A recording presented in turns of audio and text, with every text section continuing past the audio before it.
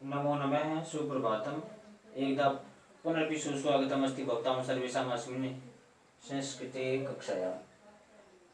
प्रिय विद्यार्थियों, आज कक्षा में कुछ देरी हो गई, ठीक है, तो मैं वीडियो अपलोड कर रहा हूँ। अपन ने 8वां पाठ कंप्लीट कर लिया था। मैंने आपको इसके क्वेश्चन आंसर है वो भी बता दिए, PDF भेज दिया। आज अपन अगला पाठ पढ़ेंगे। ठीक है बच्चों, पुस्तक खोल लीजिए। आप पुस्तक खोलें।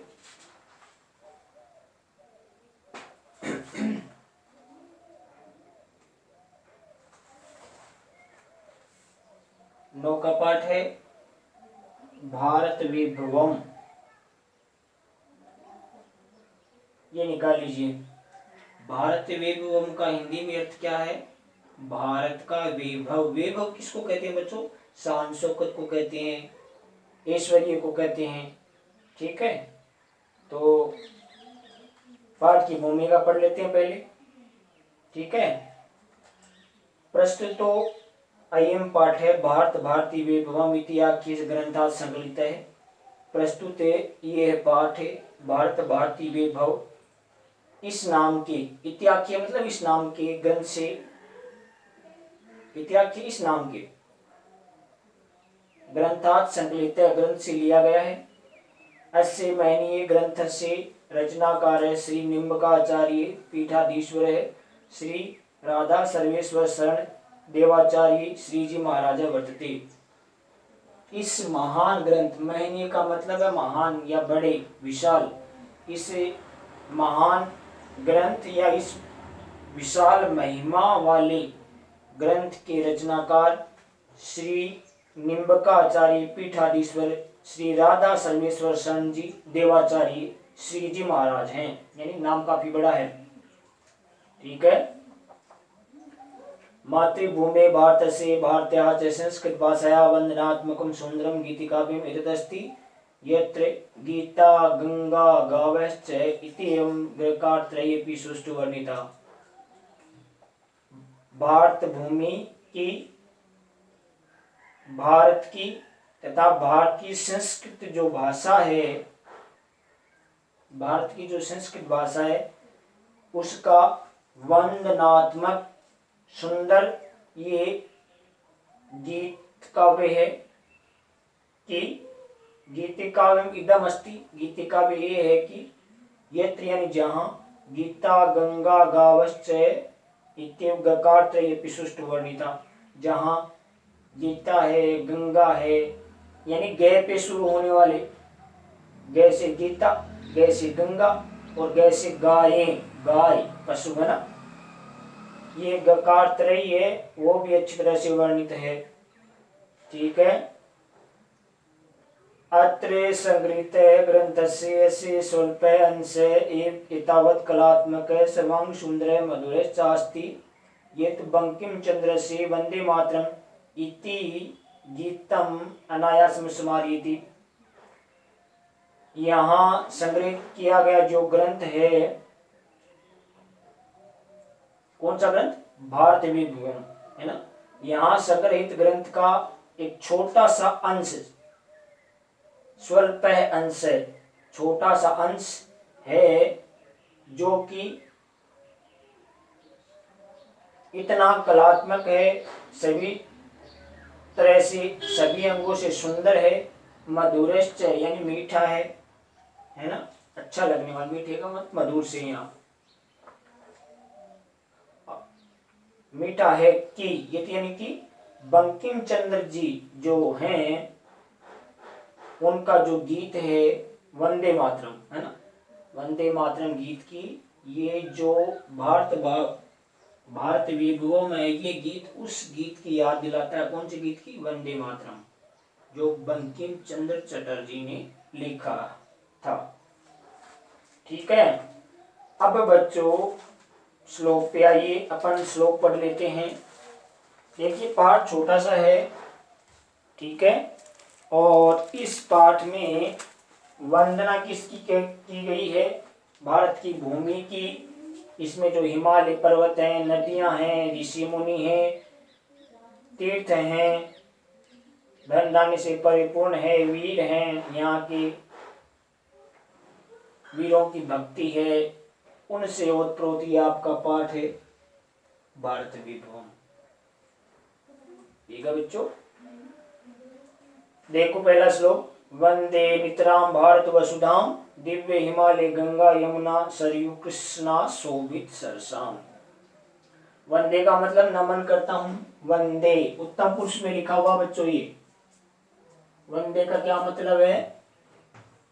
वंदे यानी नमन करता हूं।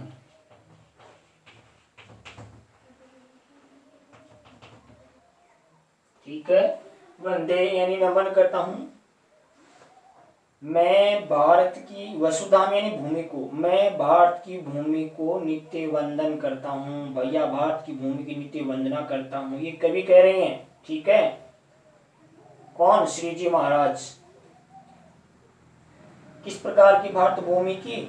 जहां दिव्य हिमालय विद्यमान है, जहां गंगा यमुना सरयू नदी कृष्णा इत्यादि की जो सुंदरता है, उस सुंदरता से अच्छी तरह से सुशोभित है। ठीक है ना, उस भारत की भूमि की मैं वंदना करता हूं। कवि ये कह रहे हैं कि भारत की जो वसुधा है, भूमि है, उसकी मैं नित्य वंदना करता हूं, उन भूमि को मैं नमन करता हूं।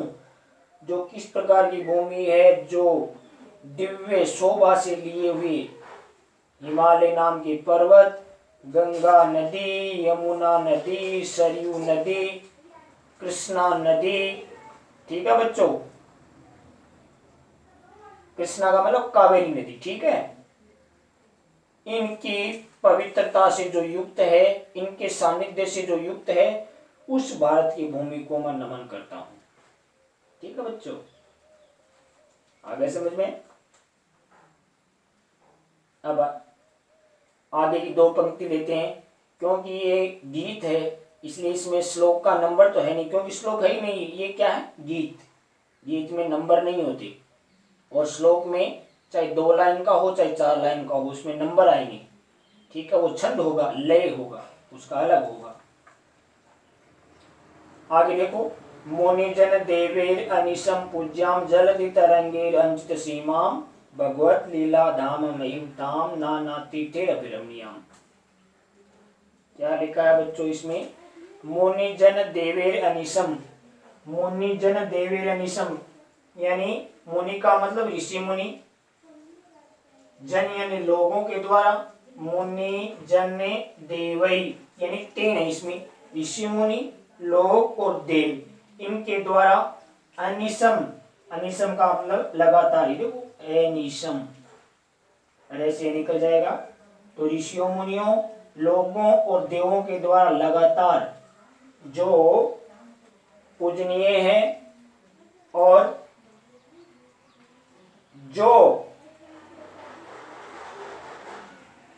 भूमि